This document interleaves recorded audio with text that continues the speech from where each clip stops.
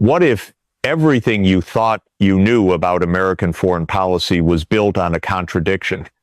What if the very principles that the United States used to keep foreign powers out of its backyard are the exact same principles it's been violating in someone else's backyard for the past 3 decades? What if the Monroe Doctrine and NATO expansion are mirror images of each other, separated by 2 centuries, but driven by identical logic?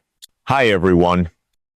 This is a story about spheres of influence, broken promises, and the dangerous game of geopolitical chess that's been playing out since 1823. Today, we're diving deep into one of the most explosive contradictions in modern international relations. The Monroe Doctrine versus NATO expansion. And by the time we're done here, you'll understand why this comparison has Russian leaders furious, why it's got American policymakers scrambling for explanations, and why it might just be the key to understanding some of the biggest conflicts of our time. But first, let me tell you why this matters right now. We're living through what many experts are calling a new Cold War. Tensions between Russia and the West are at their highest point since the Cuban Missile Crisis. Ukraine is a battlefield. Taiwan sits on edge. And at the center of it all is a fundamental disagreement about who gets to have influence, where the Russians are screaming about NATO expansion. The Americans are invoking democratic values and collective security, and both sides are talking past each other because they're operating from completely different playbooks. Here's what's fascinating, though. When you strip away all the rhetoric, all the diplomatic language, all the moral posturing, what you find underneath is remarkably similar logic for great powers separated by 2 centuries, making almost identical arguments about why they need to control their neighborhoods. The only difference, one doctrine is American, one response is Russian, one is celebrated in Washington, one is condemned, and that contradiction is tearing the, let's start at the beginning, December world apart. So second, President James Monroe stands before Congress and delivers what would become one of the most consequential foreign policy statements in American history. But here's the thing most people don't realize about the Monroe Doctrine. It wasn't born from American strength. It was born from American weakness and fear. Picture this. The United States is barely 50 years old. It's a fragile republic surrounded by European empires. Spain is losing control of its vast Latin American colonies. Revolutionary movements are spreading across the Western Hemisphere.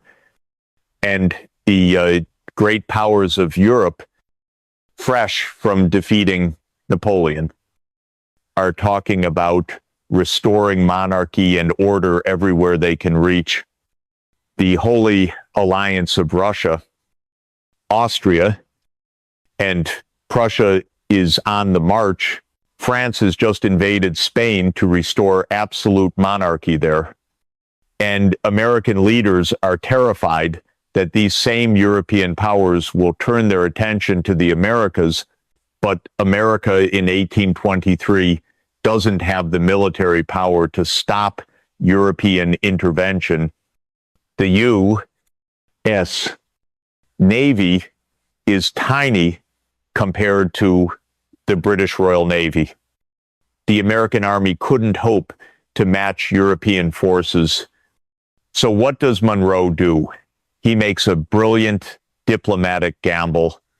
He declares that the Western Hemisphere is off limits to European colonization and intervention, not because America can enforce it, but because he's betting that Britain, with its massive navy and its own commercial interests in Latin America, will help enforce it.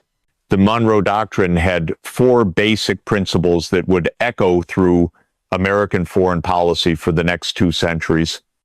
First, the United States would not interfere in European affairs. Second, America would recognize existing European colonies in the Americas, but wouldn't interfere with them. Third, the Western Hemisphere was closed to future European colonization. And fourth, any European attempt to extend their political system to the Americas would be considered a hostile act against the United States. Now listen carefully to that language. Separate spheres of influence, non-interference, defensive in nature, protection of newly independent nations from great power aggression. Sound familiar? Because those exact same arguments are going to come up again when we talk about Russian views of NATO expansion. But here's where it gets really interesting. The Monroe Doctrine wasn't just about keeping Europeans out. It was about establishing American hegemony in the Western Hemisphere. And as America grew stronger, the doctrine evolved from a defensive shield into an offensive sword. Enter Theodore Roosevelt. By 1904, America is no longer the weak republic of 1,823. It's an emerging great power with a growing navy, expanding industrial base, and imperial ambitions of its own. Roosevelt looks at the Monroe Doctrine and sees opportunity. If European powers can't intervene in Latin America, and if Latin American countries can't pay their debts or maintain order, then somebody has to step in, and it's somebody, Roosevelt this is the United States.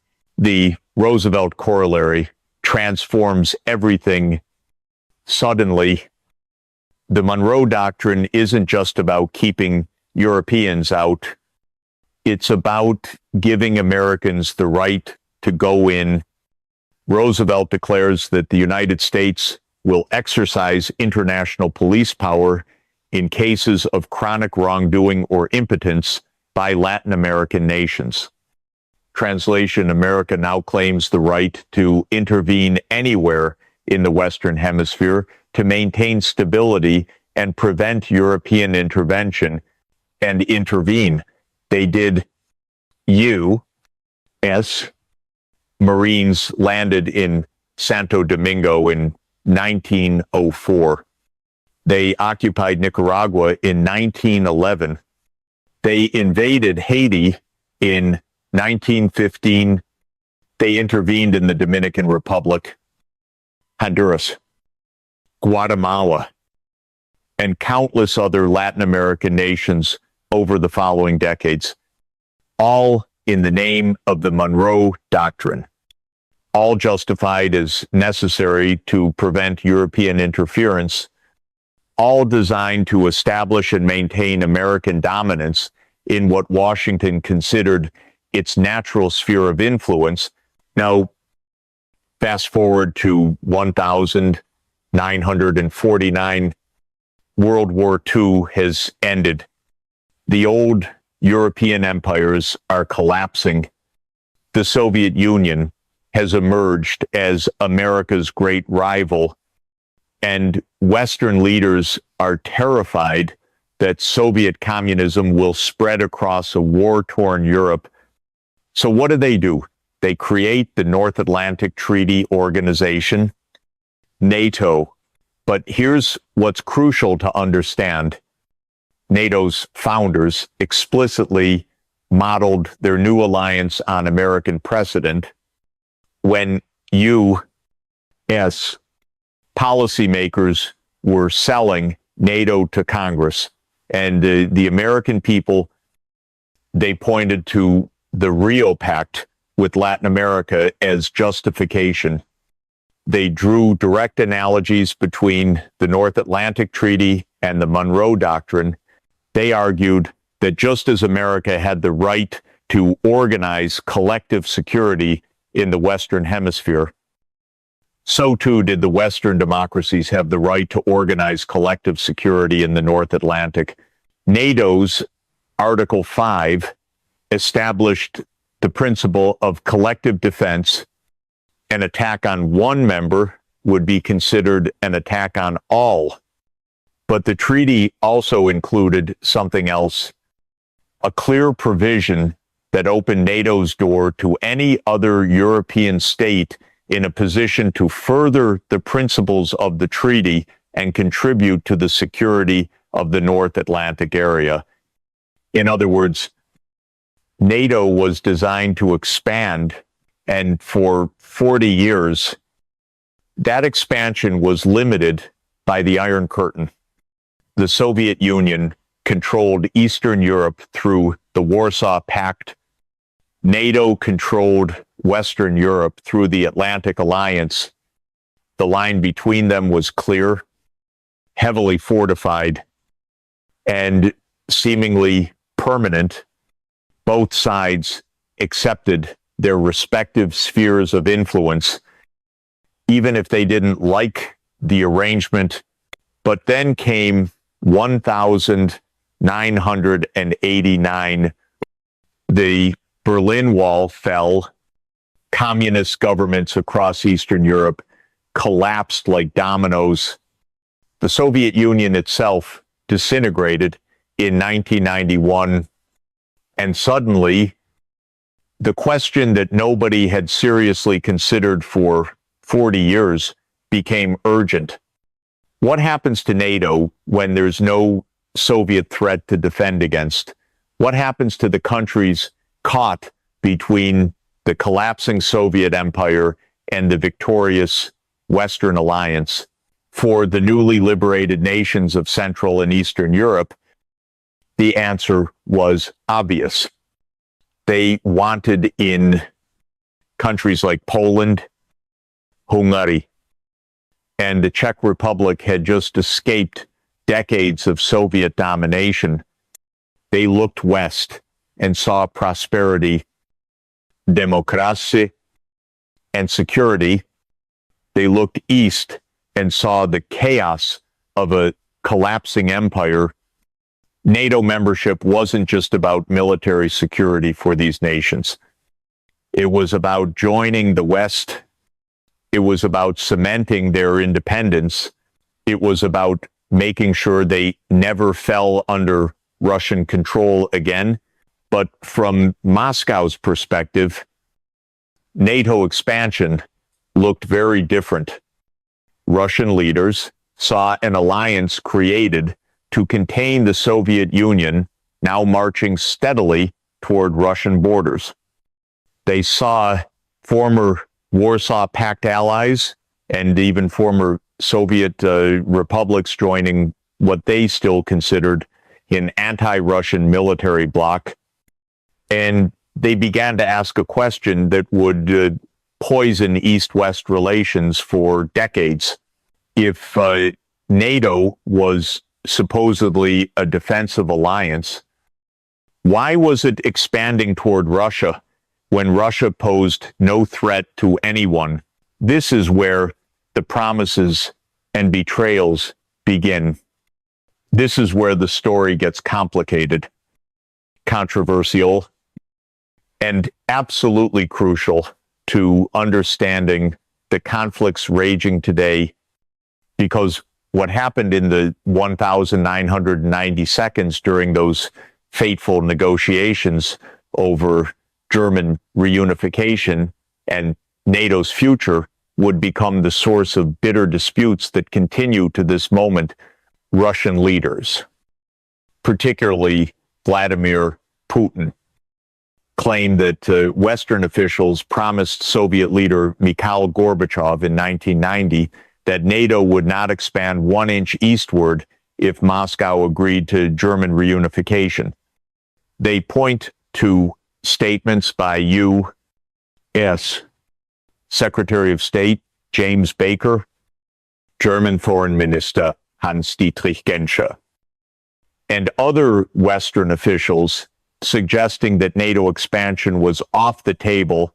They argue that the West betrayed these promises by systematically expanding NATO to Russia's borders over the following decades. Western officials categorically deny that any such promises were made. They point out that no formal treaty included provisions limiting NATO expansion. They argue that Gorbachev himself has given contradictory statements about whether such assurances were provided. They note that in 1990, nobody was even thinking about NATO expansion beyond Germany because the Warsaw Pact still existed and the Soviet Union seemed permanent. But here's what's undisputable. Whether or not specific promises were made, NATO did expand massively in 1999.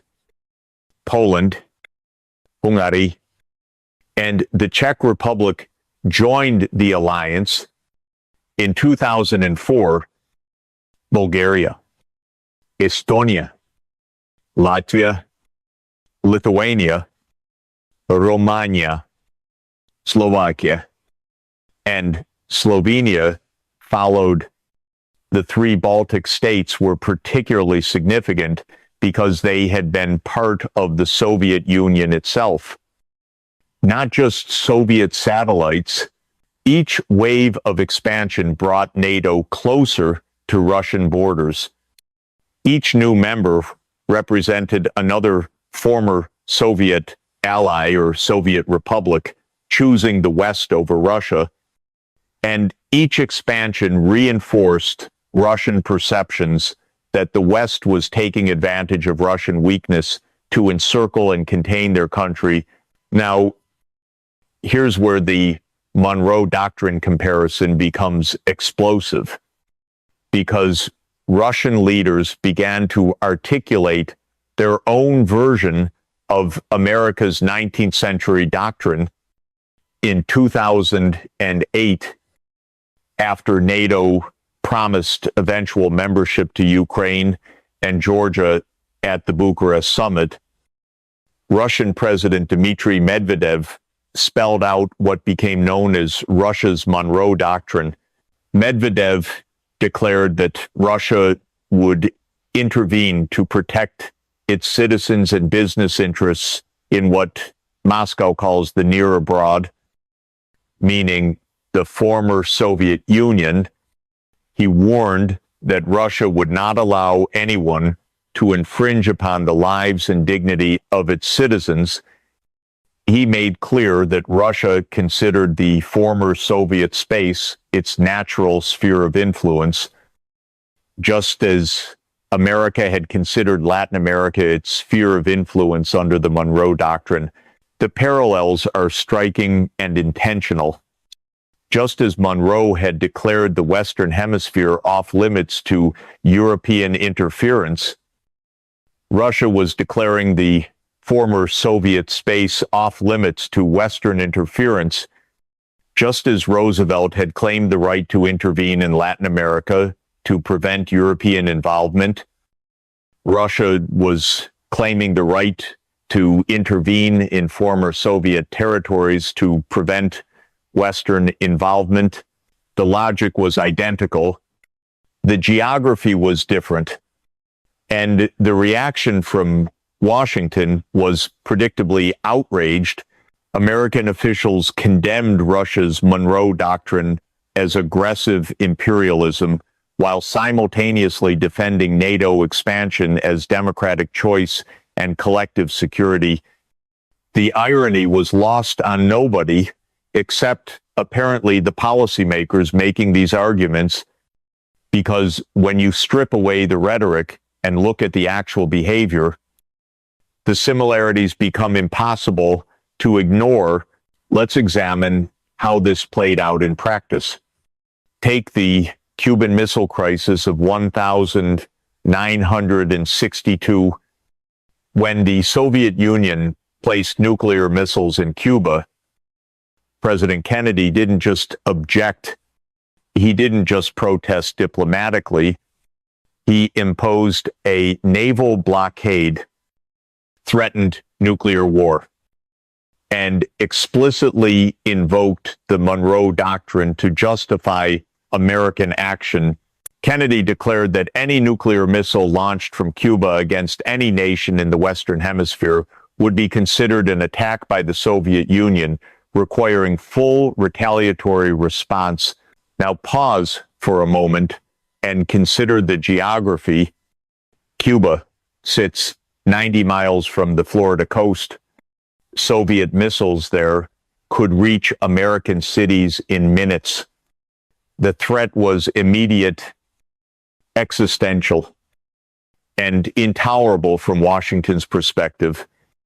Kennedy was willing to risk nuclear war rather than accept hostile military capabilities so close to American borders. But here's the fascinating part. The Soviet Union never actually threatened the United States from Cuba. Moscow insisted the missiles were purely defensive, designed to protect Cuba from American invasion after the Bay of Pigs disaster. Soviet leaders argued they had every right to place defensive weapons in a sovereign nation that had requested their protection. They pointed out that America had placed similar missiles in Turkey, right on the Soviet border. Without consulting Moscow, none of these arguments mattered to Washington. Geography trumped sovereignty. Proximity trumped intentions. The Monroe Doctrine trumped everything else. America simply would not tolerate hostile military capabilities in its neighborhood. Regardless of the legal justifications offered by the other side. Now, fast forward to 2008, NATO promises eventual membership to Ukraine and Georgia at the Bucharest summit. From Moscow's perspective, this looks remarkably similar to the Cuban Missile Crisis, except in reverse. Ukraine shares an 800-mile border with Russia. Georgia sits astride crucial energy corridors between Russia and its southern neighbors. NATO membership for these countries would place hostile military capabilities directly on Russia's borders. Just as Soviet missiles in Cuba would have placed hostile capabilities directly on America's borders, Russian officials made the same arguments that American officials had dismissed from the Soviets 50 years earlier. They insisted NATO expansion was purely defensive. They claimed Ukraine and Georgia had sovereign rights to choose their own alliances. They pointed to Article 10 of the North Atlantic Treaty, which explicitly opens NATO membership to any European democracy willing and able to contribute to collective security. But just as these arguments had failed to persuade Kennedy in 1962, they failed to persuade Putin in 2008. Geography trumped sovereignty. Proximity trumped intentions. Russia's Monroe Doctrine trumped everything else. Moscow simply would not tolerate hostile military capabilities in its neighborhood. The other side, the Russian, regardless of the legal justifications offered by response, was swift and brutal. In August 2008, just months after the Bucharest summit, Russian forces invaded Georgia during the brief Russo-Georgian War. Moscow recognized the independence of South Ossetia and Abkhazia, effectively dismembering Georgia and making NATO membership impossible. The message was clear: Russia would use military force to prevent NATO expansion into what it considered its sphere of influence. Western officials condemned the invasion as naked aggression. They imposed sanctions on Russia. They suspended cooperation agreements. They accelerated NATO expansion to other former Soviet territories. But they seemed genuinely surprised by Russian behavior, as if they hadn't been paying attention to 2 centuries of American precedent in Latin America. Because here's what American leaders apparently forgot. The Monroe Doctrine wasn't just words on paper. It was enforced through military intervention whenever necessary. The United States invaded Cuba in 1898. It occupied Nicaragua from 1912 to 1933. It overthrew governments in Guatemala, Chile, and countless other Latin American nations. It invaded Grenada in 1983 and Panama in 1989, all in the name of preventing hostile foreign influence in the Western Hemisphere. Every one of these interventions was justified using the same logic that Russia now applies to Ukraine and Georgia: defensive necessity, regional stability, protection of legitimate interests, prevention of hostile encirclement. The only difference was that when America did it, Washington called it leadership. When Russia does it, Washington calls it aggression. This double standard became even more apparent during the Ukraine crisis that began in 2014. After the Euromaidan revolution overthrew Ukraine's pro-Russian government, Russia annexed Crimea and supported separatist movements in eastern Ukraine. Western officials condemned these actions as violations of international law, territorial integrity, and Ukrainian sovereignty, but Russian officials pointed to recent American behavior and asked uncomfortable questions. Where was this concern for international law when NATO bombed Yugoslavia in 1999 without UN Security Council authorization? Where was this respect for territorial integrity when the United States recognized Kosovo's independence over Serbian objections? Where was this commitment to sovereignty when America invaded Iraq in 2003 based on false claims about weapons of mass destruction? The Russian argument wasn't that their actions in Ukraine were legal or justified. The argument was that American actions had established precedents that made legal and moral objections meaningless. If America could intervene militarily to prevent hostile influence in its neighborhood, why couldn't Russia do the same? If NATO could expand to protect democratic values, why couldn't Russia expand to protect its security interests? These questions expose the fundamental contradiction at the heart of post-Cold War international relations. The United States has spent 3 decades expanding its military alliance toward Russian borders, while simultaneously insisting that Russia has no right to object. America has invoked security concerns to justify interventions thousands of miles from its territory, while denying that Russia has similar security concerns about developments on its immediate borders. The tragedy is that both sides have legitimate points, but neither side wants to acknowledge the other's perspective.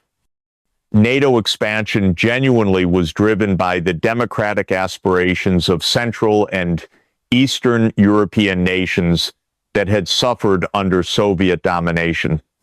These countries had every right to seek security guarantees from whoever was willing to provide them.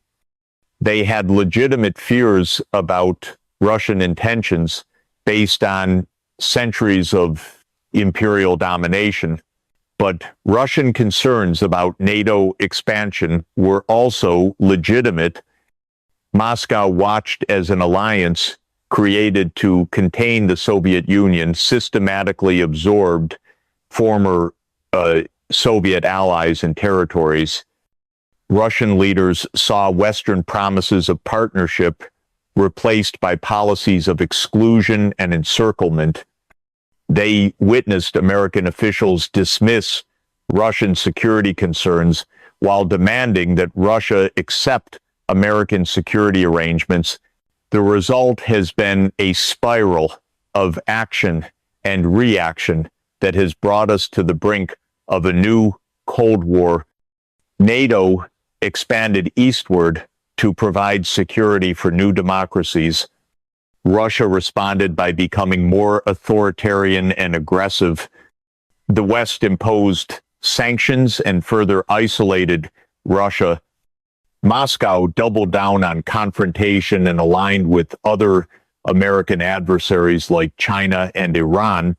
Each side's actions have confirmed the other's worst fears. NATO expansion has indeed surrounded Russia with hostile military capabilities. Exactly as Moscow predicted, Russian aggression has indeed threatened the sovereignty and security of its neighbors. Exactly as the West feared, both prophecies have become self-fulfilling, and both sides bear responsibility for the current crisis. But here's what makes this situation particularly dangerous. Unlike the original Cold War, which had clear rules and boundaries, the current confrontation is taking place in a gray zone where the old rules no longer apply, but new rules haven't been established. The Soviet Union accepted American dominance in Latin America in exchange for American acceptance of Soviet dominance in Eastern Europe. That grand bargain collapsed with the Soviet Union itself, leaving a power vacuum that neither side has been willing to fill through negotiation. Instead, both sides have chosen to test boundaries through incremental escalation. NATO has expanded membership while insisting it poses no threat to Russia. Russia has intervened in neighboring countries while insisting it seeks only defensive security. Both strategies have failed to achieve their stated objectives while succeeding in making the situation more dangerous for everyone involved. The Ukrainian conflict represents the logical culmination of 3 decades of mutual misunderstanding and escalation. Ukraine became the ultimate test case for whether Russia would accept NATO expansion to its most sensitive border or whether Moscow would use military force to prevent it. The answer, tragically, was the latter. Russia invaded Ukraine in February 2022, launching the largest European war since 1945. But even this catastrophic escalation hasn't resolved the fundamental contradiction between American and Russian approaches to spheres of influence. If anything, The war has made the contradictions more stark and the solutions more elusive. The West has doubled down on support for Ukraine and promises of eventual NATO membership. Russia has doubled down on military confrontation and rejection of Western influence in what it considers its neighborhood. Neither side seems willing or able to acknowledge that their opponent's behavior mirrors their own historical precedents. American officials continue to insist that NATO expansion is fundamentally different from Russian expansion because it's based on democratic values rather than imperial ambition. Russian officials continue to insist that their actions are fundamentally different from American actions because they're defensive rather than offensive in nature. Both arguments contain elements of truth, but both miss the larger point. Great powers have always sought to control their neighborhoods, regardless of the ideological justifications they offer. The Monroe Doctrine and NATO expansion represent different versions of the same basic impulse to establish and maintain spheres of influence in an anarchic international system. The question isn't whether this behavior is right or wrong, legal or illegal, moral or immoral. The question is whether it's sustainable in a world where spheres of influence overlap and great powers refuse to acknowledge each other's security concerns. The answer, based on current evidence, appears to be no. The Cuban experience offers perhaps the most illuminating parallel to today's NATO-Russia standoff. After Fidel Castro's revolution in 1959, the United States didn't simply object to Soviet influence in Cuba through diplomatic channels. America imposed a comprehensive economic embargo that continues to this day. It organized the Bay of Pigs invasion in 1961, using Cuban exiles as proxies to overthrow Castro's government. When that failed, the CIA launched Operation Mongoose, a covert program of sabotage and assassination attempts designed to destabilize the Cuban regime. Think about that for a moment. The United States was willing to violate another country's sovereignty, support armed rebellion, and attempt regime change rather than accept a hostile government 90 miles from its shores. And when those efforts failed, America was prepared to risk nuclear war during the Cuban Missile Crisis rather than tolerate Soviet military capabilities in its neighborhood.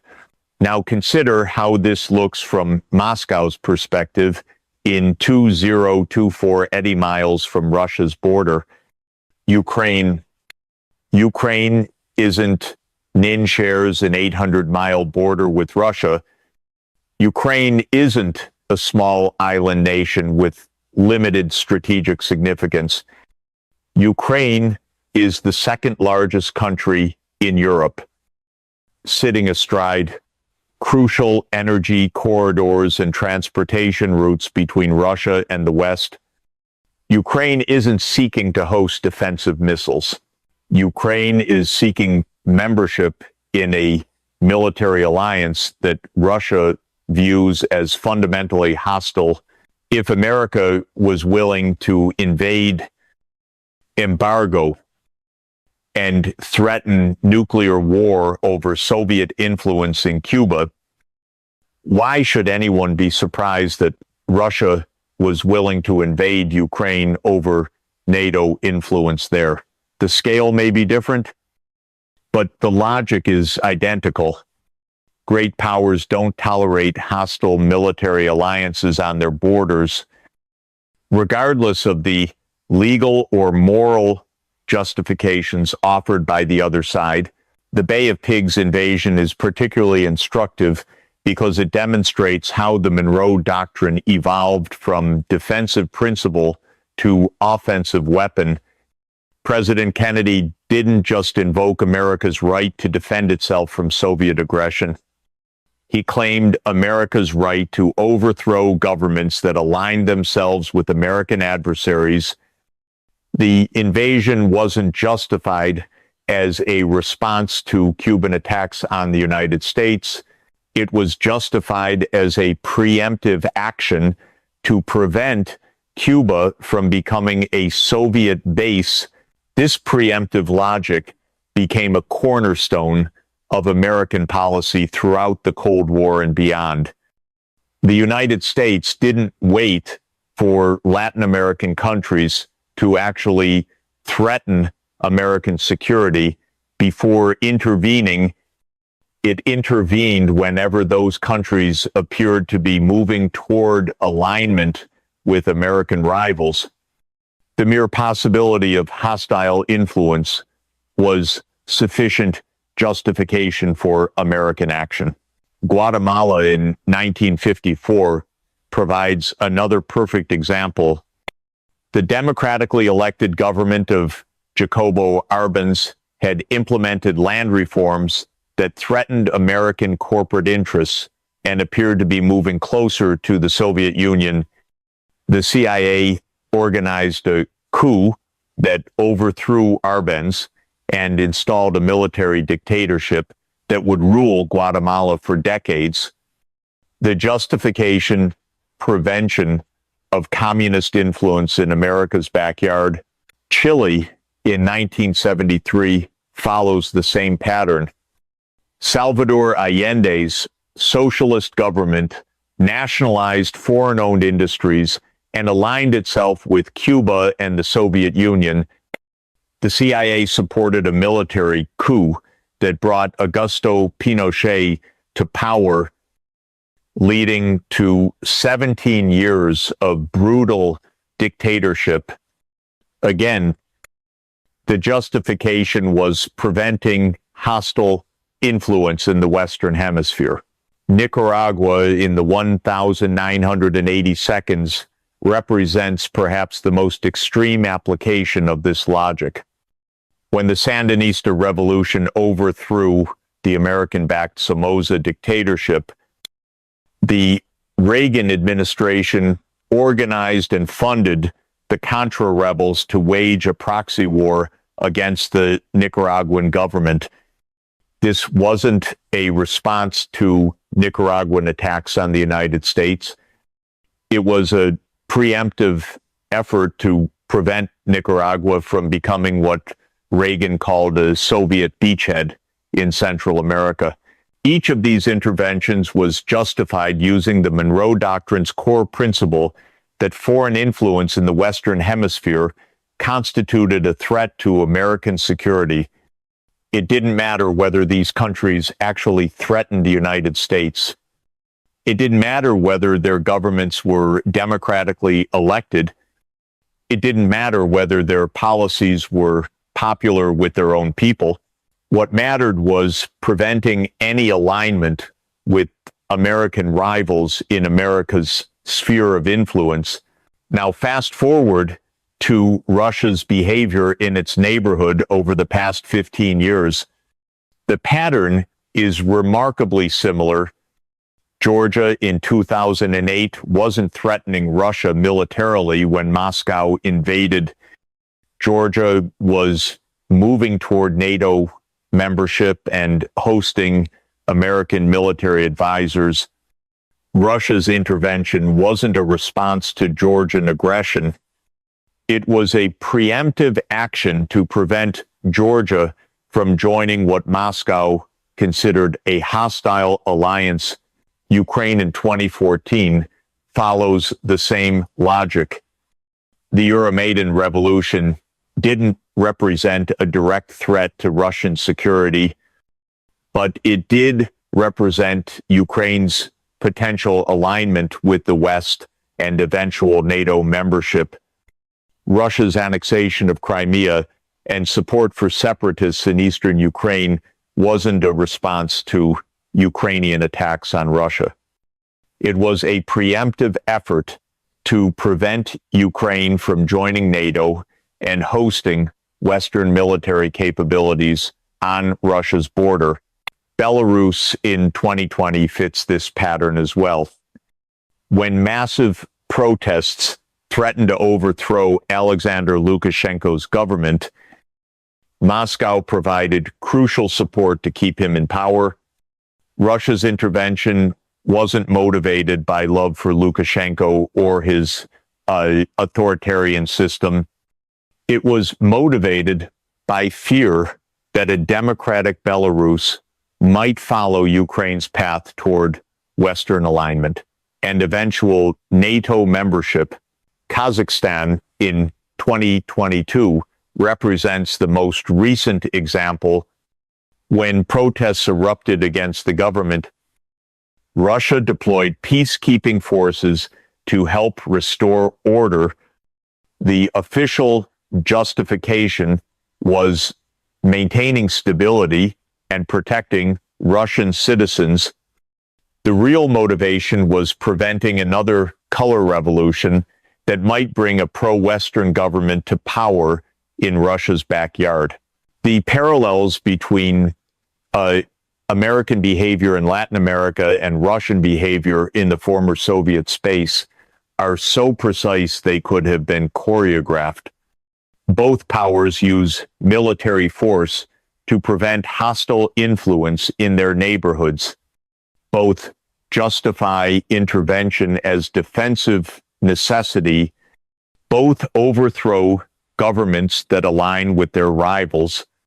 Both support authoritarian allies who maintain friendly relations with the hegemon. The only significant difference is time frame and scale. America has been enforcing the Monroe Doctrine for 2 centuries across an entire hemisphere. Russia has been enforcing its Monroe Doctrine for 15 years across the former Soviet space. American interventions have been more numerous and often more successful. Russian interventions have been more recent and often more brutal, but the underlying logic is identical. This brings us to the most uncomfortable question in contemporary international relations.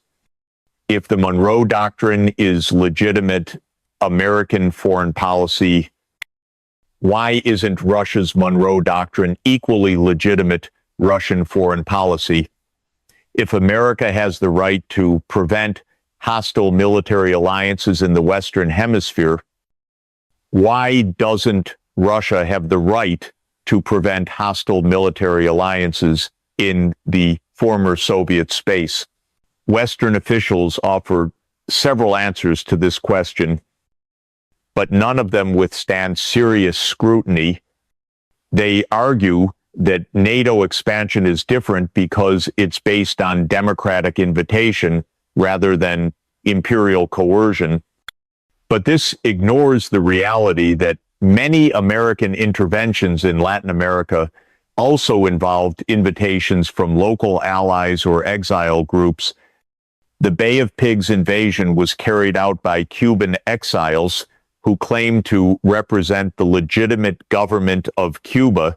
The Contra War in Nicaragua was supported by Nicaraguans who opposed the Sandinista government. They argue that NATO expansion promotes democracy and human rights, while Russian expansion promotes authoritarianism and oppression. This argument has some merit, but it also ignores the reality that American support for democracy in Latin America has been highly selective. The United States supported brutal dictatorships in Chile, Argentina, Guatemala, El Salvador, and countless other countries when those dictatorships served American interests. America's commitment to democracy has always been subordinate to its commitment to maintaining friendly governments in its sphere of influence. They argue that NATO is a defensive alliance, while Russian expansion is inherently aggressive. But this distinction is meaningless from Moscow's perspective. NATO may call itself defensive, but it has conducted offensive military operations in Yugoslavia, Afghanistan, Libya, and other countries far from the North Atlantic. From Russia's viewpoint, NATO is an anti-Russian military alliance that has been systematically encircling Russian territory for 3 decades.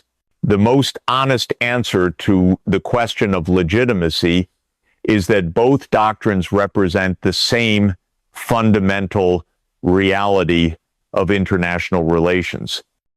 Great powers establish spheres of influence in their neighborhoods because they can, not because they have any special moral or legal right to do so. The Monroe Doctrine wasn't legitimate because America was democratic or peace-loving. It was effective because America became powerful enough to enforce it. Similarly, Russia's Monroe Doctrine isn't legitimate because Moscow has any special claim to the former Soviet space. It's simply a reflection of Russia's determination to maintain influence in what it considers its vital security zone. The question isn't whether this behavior is right or wrong. The question is whether it's sustainable in a world where spheres of influence overlap and great powers refuse to recognize each other's security concerns. The tragedy of the current confrontation is that both sides have painted themselves into corners from which retreat appears impossible. NATO has repeatedly promised that Ukraine will eventually join the alliance, making any compromise appear to be a betrayal of democratic principles and allied commitments. Russia has invested enormous resources and credibility in preventing Ukrainian NATO membership, making any acceptance of that outcome appear to be a surrender to Western pressure. Neither side seems willing to acknowledge that their opponent's position has any legitimacy whatsoever. NATO officials insist that Russian security concerns about alliance expansion are simply pretexts for imperial aggression. Russian officials insist that NATO expansion is simply a cover for Western efforts to weaken and encircle Russia. Both sides may be partially correct, but both are also missing the larger dynamic at work. The real issue isn't whether NATO expansion or Russian resistance is morally justified. The real issue is whether two great powers can coexist when their security requirements appear to be mutually exclusive. NATO believes it needs to expand to maintain credibility and provide security for democratic allies. Russia believes it needs to prevent that expansion to maintain its own security and regional influence. Both requirements may be legitimate from each side's perspective, but they cannot both be satisfied simultaneously. This is the classic security dilemma that has driven great power conflicts throughout history. Actions that one side takes to enhance its security inevitably threaten the security of others, leading to countermeasures that make everyone less secure than before. NATO expansion was designed to provide security for Central and Eastern European countries. But it inevitably threatened Russian security and led to Russian countermeasures that have made everyone in the region less secure. The Cuban Missile Crisis was resolved through mutual compromise that addressed both sides' core security concerns. The Soviet Union removed its missiles from Cuba, eliminating the immediate threat to American security. The United States pledged not to invade Cuba and secretly removed its missiles from Turkey, addressing Soviet concerns about American capabilities near Russian borders. Both sides got something they needed while giving up something they wanted. No similar compromise appears possible in the current confrontation over NATO expansion because both sides have defined their positions in absolute terms that leave no room for mutual accommodation. NATO insists that every European democracy has an absolute right to join the alliance, regardless of Russian objections. Russia insists that it has an absolute right to prevent hostile military alliances from establishing themselves on Russian borders, regardless of democratic preferences.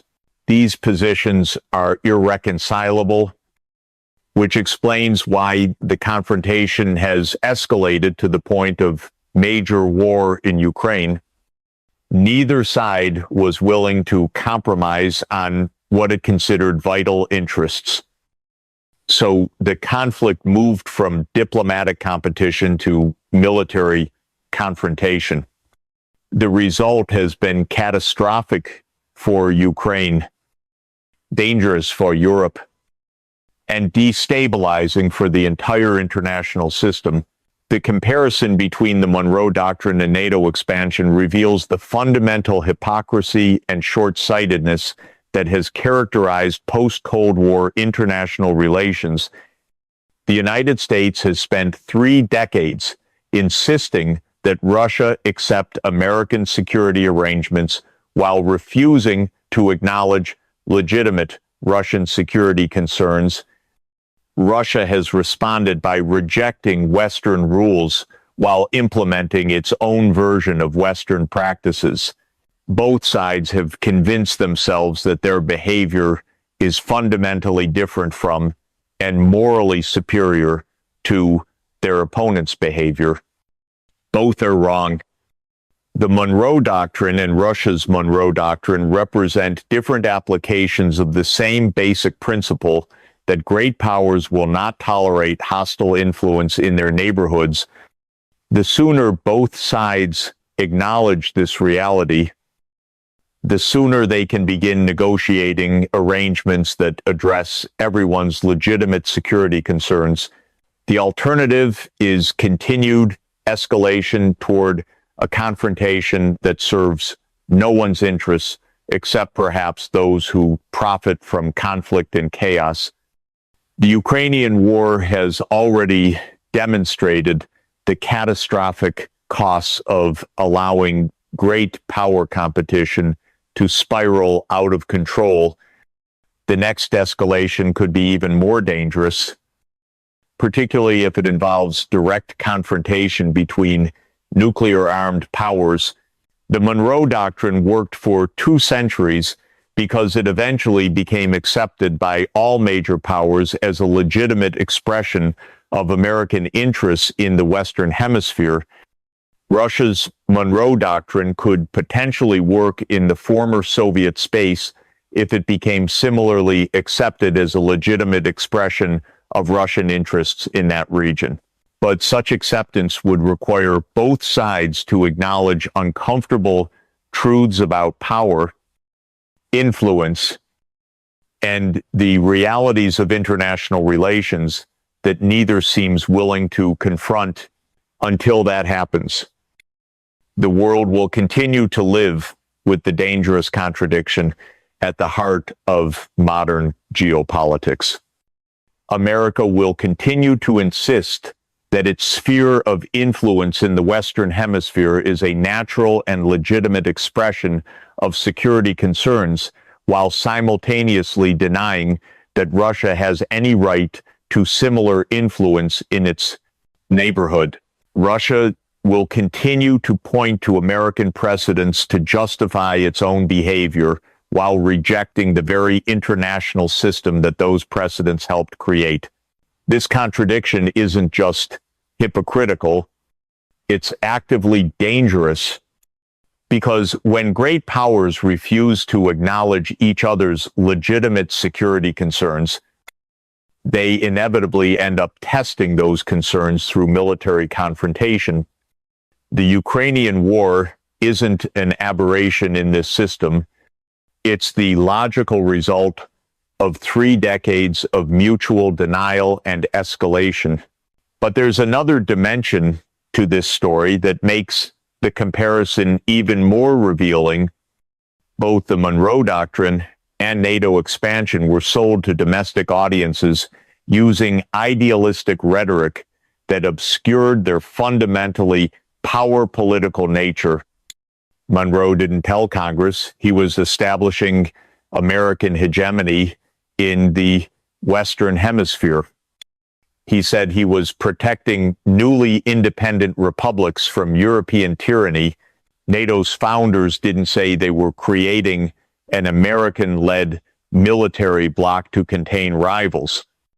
They said they were defending democratic values and collective security.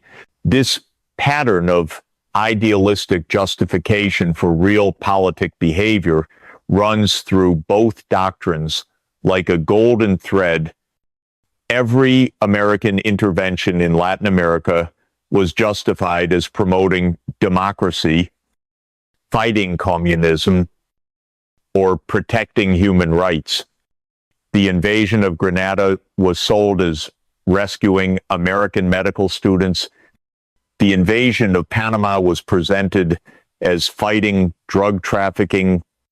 The support for Contra rebels in Nicaragua was framed as supporting freedom fighters against communist oppression. Similarly, every wave of NATO expansion has been justified using the language of democratic choice and collective security. The alliance doesn't expand to encircle Russia. It expands to protect democratic values and provide security guarantees to nations that freely choose Western alignment. The fact that this expansion systematically reduces Russian influence and increases American power is presented as an unintended side effect rather than the primary objective. Russian officials have learned this game and begun playing it themselves. Moscow doesn't say it's establishing a sphere of influence in the former Soviet space. It says it's protecting ethnic Russians, fighting fascism, or maintaining regional stability. The invasion of Georgia was justified as protecting South Ossetian civilians from Georgian genocide. The annexation of Crimea was presented as responding to the democratic will of the Crimean people. The invasion of Ukraine was framed as a special military operation to denazify and demilitarize a neighboring country. Both sides use idealistic rhetoric to justify power political behavior because neither wants to admit that they're engaged in old-fashioned great power competition. Americans don't want to acknowledge that they're building an empire because that would contradict their national mythology of exceptionalism and benevolence. Russians don't want to admit they're rebuilding an empire because that would contradict their claims to be defending international law and sovereignty. But empires are exactly what both sides are building, just using different methods and justifications. The American empire in Latin America was built through a combination of military intervention, economic coercion, and political manipulation, all justified as promoting democracy and fighting foreign influence. The Russian Empire in the former Soviet space is being rebuilt through similar methods, justified as protecting ethnic Russians and fighting Western aggression. The techniques are strikingly similar once you strip away the rhetoric. Both powers use economic leverage to reward friendly governments and punish unfriendly ones. Both support political movements and media outlets that promote their preferred narratives. Both intervene militarily when their preferred proxies fail to maintain control. Both justify these interventions as defensive responses to foreign aggression. The main difference is effectiveness and international acceptance. The American empire in Latin America has been largely successful because it was built during an era when the United States faced no serious great power competition in the Western Hemisphere.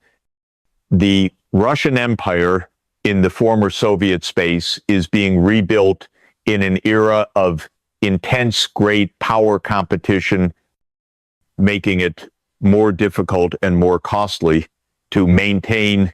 But perhaps the most striking similarity between the two doctrines is how they've evolved over time to justify increasingly aggressive behavior.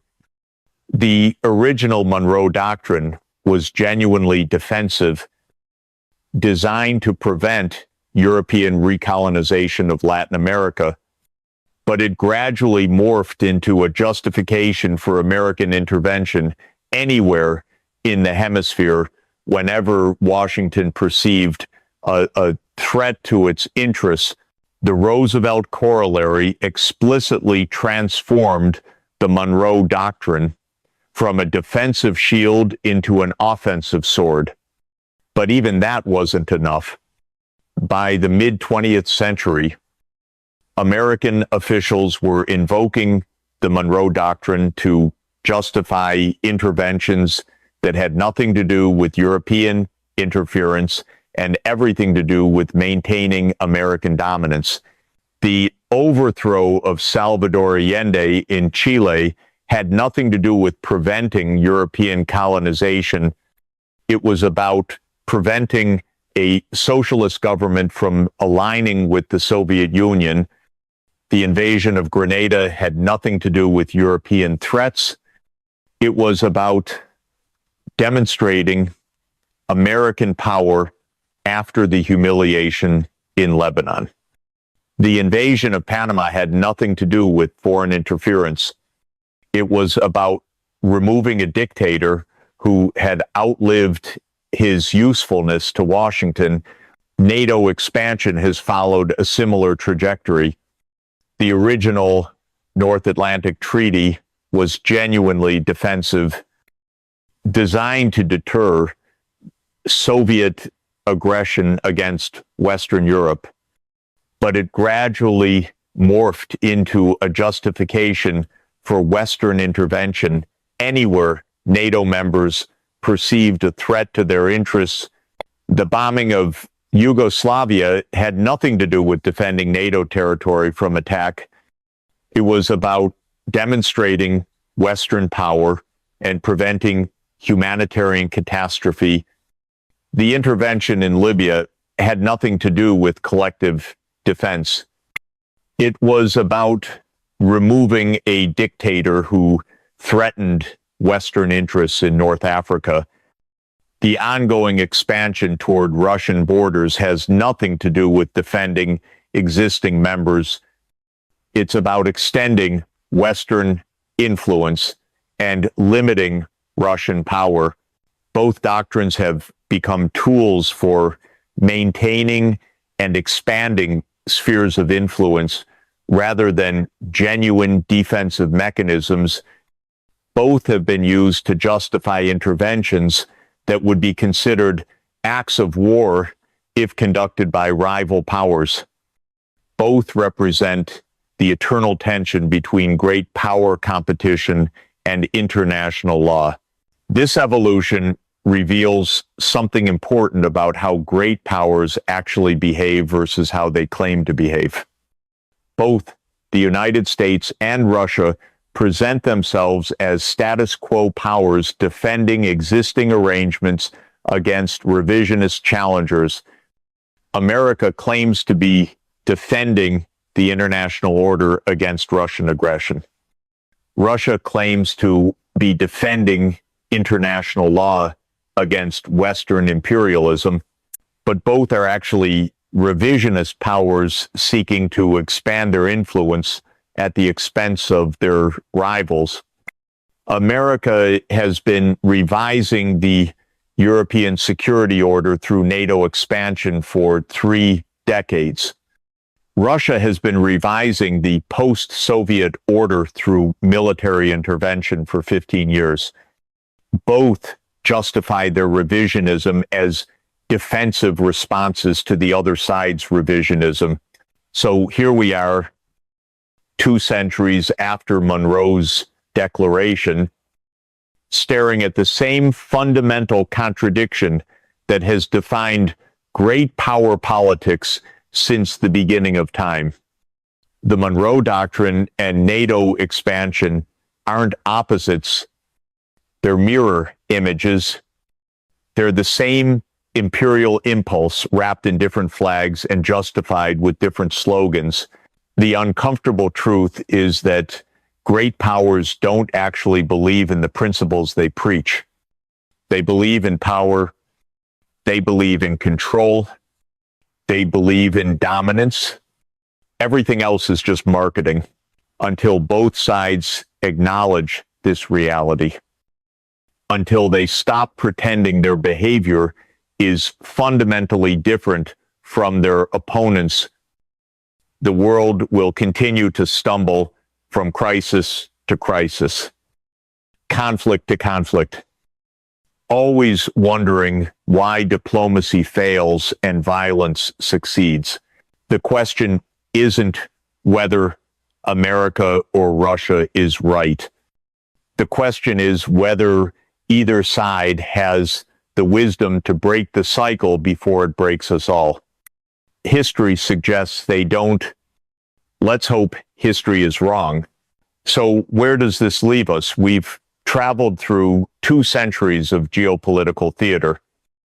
From Monroe's desperate gamble in 1823 to Putin's invasion of Ukraine in 2022, we've seen how the same imperial logic gets dressed up in different costumes, how the same power plays get justified with different slogans. The Monroe Doctrine and NATO expansion aren't historical curiosities or abstract policy debates. They're the DNA of great power competition, the blueprint for how empires justify their expansion while condemning everyone else's. The tragedy isn't that America and Russia are behaving like great powers. Great powers have always behaved this way. The tragedy is that both sides have convinced themselves they're different, that their imperialism is somehow more noble, more defensive, more justified than their opponents.